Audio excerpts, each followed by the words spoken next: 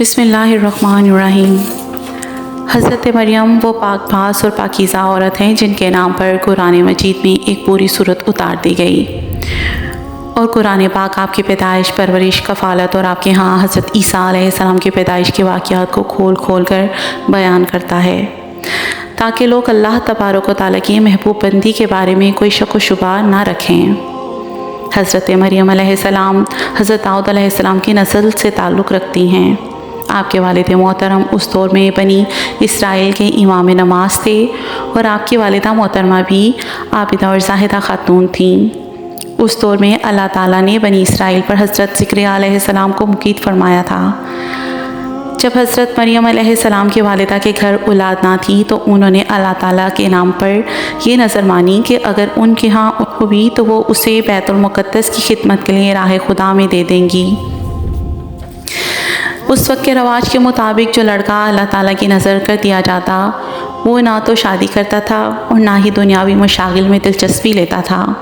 सिर्फ इबादत गाह की इबादत करता और ख़ुद इबादत में मशगूल रहता था। हज़रत बीबी मरियम की वालिदा ने भी बेटे की अता करने की दुआ इसीलिए की थी कि रवाज के मुताबिक इबादत गाहों की खिदमत के लिए तो सिर्फ़ लड़कों को कबूल किया जाता था, लड़कियों के लिए ये इजाज़त नहीं थी। चुनाचा बेटे की जगह जब बेटी की पैदाइश हुई तो माँ को ये फ़िक्र हुई कि ये नज़र कबूल नहीं होगी, क्योंकि दस्तूर के मुताबिक लड़की नज़र करने की ममानियत थी। उसी कश्मकश में अल्लाह ताला से ये दुआ की, ऐ रब, मैंने तो लड़के की दरख्वास्त की थी, लेकिन जो अल्लाह ताला की ज़ात बाबरकत का इल्म है वहाँ तक इंसानी सोच कैसे पहुँच सकती है। अल्लाह ताला ने जिस लड़की को पैदा फरमाया था उसे तो दरअसल मुक़द्दस माँ बनना मकसूद था, जिसमें से एक अज़ीमुल शान मुबारक व मकसूद बेटे ने पैदा होना था जो पैदाइशी नबी था। बहरहाल हज़रत मरियम की पैदाइश हो जाती है और मुद्दत ज़र ख़त्म होती है तो आपकी वालिद मोहतरम आपको बैतुल मुक़द्दस ले जाती हैं ताकि मुजावरों के सपुर्द करके अपनी मन्नत पूरी करें। वहाँ मुजावर झगड़ने लगते हैं। हर कोई ये चाह रखता है कि हज़रत मरियम की कफ़ालत उसके सपुर्द की जाए। फिर ये फ़ैसला हुआ कि मुजावरीन वो कलम जिससे वो तुरैत लिखते थे पानी में छोड़ दें।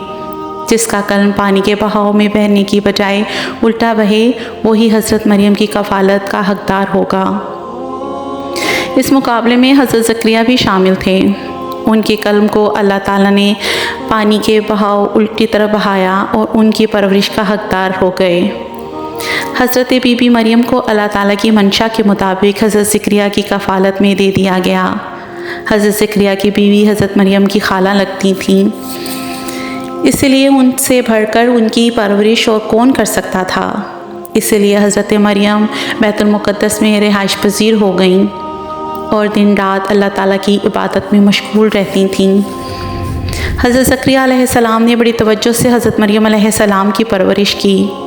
वो बचपन ही से पाकबाज़ और आबिदा थीं, तबीयत में शोखी का नाम भी ना था। हज़रत ज़करिया अलैहिस्सलाम ने उनके रहने के लिए मस्जिद में एक हुजरा बनवाया। हज़रत मरियम अलैहिस्सलाम सारा दिन वहाँ इबादत में मसरूफ़ रहती। रात को हज़रत ज़करिया अलैहिस्सलाम के हमरा घर तशरीफ़ ले जाती। एक दिन जब हज़रत मरियम अलैहिस्सलाम हुजरे में इबादत कर रही थीं, हज़रत ज़करिया अलैहिस्सलाम जल्दी में बाहर से हुजरे का दरवाज़ा बंद कर गए।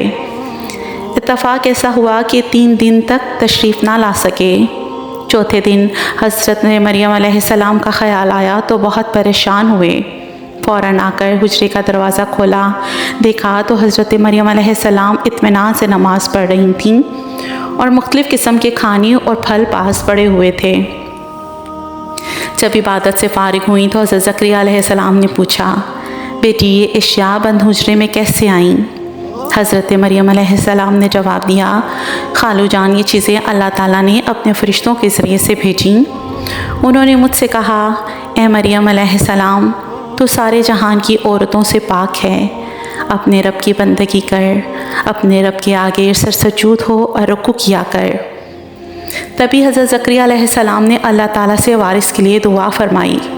आपकी बीवी के बांझ होने के बावजूद मौज़ा खुदावंदी से आपके यहाँ हज़रत यहिया अलैहिस्सलाम की विलादत हुई।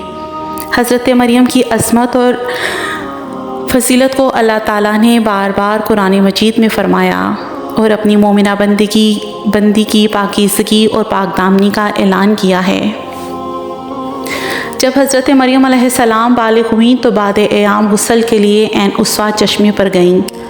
غسل سے فارغ ہوئیں تو حضرت جبرائیل علیہ السلام ایک خوبصورت نوجوان کی شکل میں وہاں تشریف لائے۔ حضرت مریم علیہ السلام ایک اجنبی کو اپنے پاس دیکھ کر ڈر گئیں۔ حضرت جبرائیل علیہ السلام نے فرمایا، مجھے تیرے رب نے بھیجا ہے تاکہ تجھے ایک خوبصورت لڑکا اس کی طرف سے دوں۔ حضرت مریم علیہ السلام نے فرمایا، یہ کیسے ہو سکتا ہے؟ مجھے تو کسی نے چھوا تک نہیں۔ حضرت جبرائیل علیہ السلام نے کہا، تیرے رب نے فرمایا ہے کہ یہ سب کچھ ہمارے لیے آسان ہے، میری قدرت سے بغیر باپ کے بچہ ہوگا اور یہ کام قرار پا چکا ہے۔ یہ کہہ کر حضرت جبرائیل علیہ السلام نے روح پھونکی اور غائب ہو گئے۔ حضرت مریم علیہ السلام حیران و پریشان اپنے حجرے میں جا کر بدستور عبادت میں مشغول ہو گئیں۔ چند دن بعد جب حمل کے آثار نمودار ہوئے تو یہودیوں نے تہمتیں لگانا شروع کر دیں۔ حضرت مریم علیہ السلام خاموشی سے عبادت میں مصروف رہتیں اور کسی کو کچھ جواب نہ دیتیں۔ جب 9 مہینے گزر گئے تو حکم الہی کے مطابق بیت الحم پہنچیں اور کھجور کے ایک درخت کے ساتھ پیٹھ لگا کر بیٹھ گئیں۔ وہاں ہی حضرت عیسیٰ علیہ السلام پیدا ہوئے، پانی کا چشمہ جاری ہو گیا۔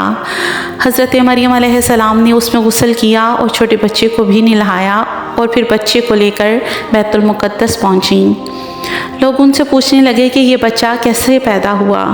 حضرت مریم علیہ السلام خاموش رہیں اور بچے کی طرف اشارہ کیا کہ اس سے پوچھو۔ لوگوں نے بچے کے پاس جا کر کہا، اے بچے، تیرا باپ کون ہے؟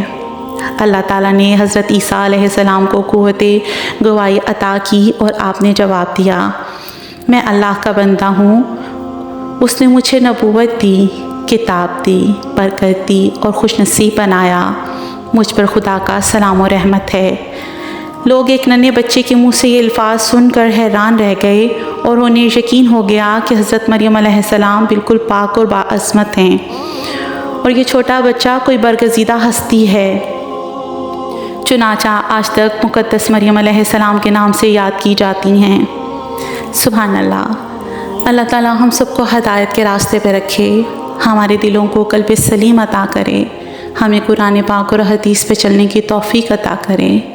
آمین یا رب العالمین۔